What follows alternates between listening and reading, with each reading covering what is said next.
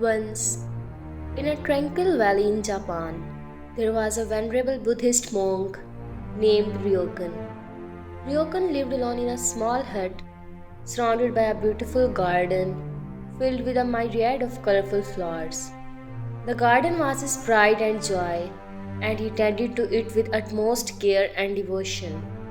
Ryokan's reputation as a wise and compassionate monk attracted visitors from near and far. People came to seek his counsel, learn about mindfulness, and admire the breathtaking beauty of his garden. Among these visitors was a young samurai named Hiroshi, who was troubled by anger and a sense of purposelessness. Hiroshi approached Ryokan one day, his face a mask of frustration.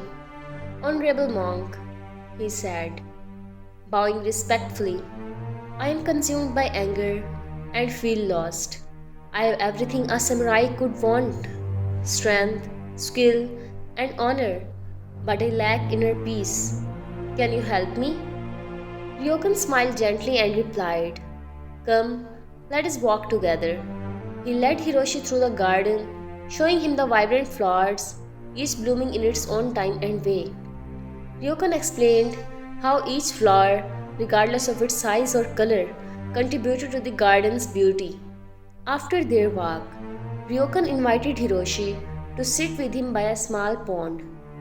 As they sat in silence, Ryokan picked up a pebble and tossed it into the water. Ripples spread across the surface, gradually fading away. "Do you see how the ripples disturb the water, yet eventually the pond returned to stillness?" Ryokan asked. "Our minds are like the pond. Anger and turmoil creates ripples, but with mindfulness and patience, we can return to the stillness." Let me tell you a story. Many years ago, there was a young monk named Kenji who lived in a nearby monastery.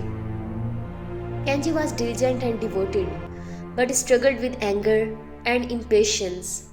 He often became frustrated when things didn't go his way. One spring, the abbot asked Kenji to create a flower garden.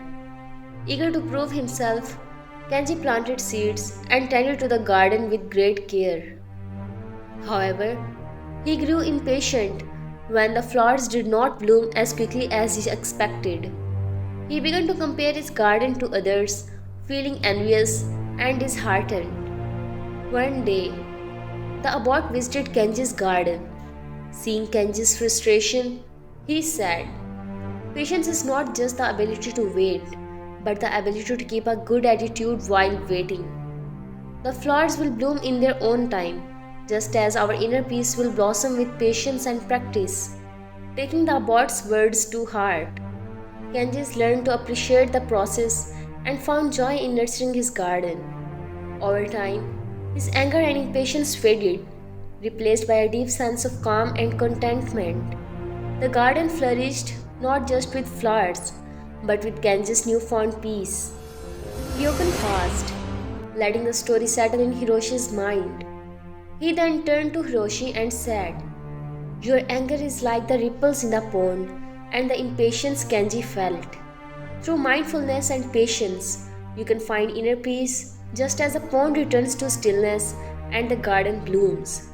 Hiroshi, deeply moved by Ryokan's words, thanked the old monk and vowed to practice mindfulness and patience. He spent several days with Ryokan, learning to meditate and tend to the garden. As he worked among the flowers, Hiroshi felt his anger gradually dissolve, replaced by a sense of peace and purpose. When Hiroshi returned to his samurai duties, he carried with him the lessons of the garden. He became known not only for his strength and skill, but also for his calm demeanor and wisdom. The story of the old monk and the flower garden spread throughout the land, reminding everyone of the power of peace and the beauty of inner peace.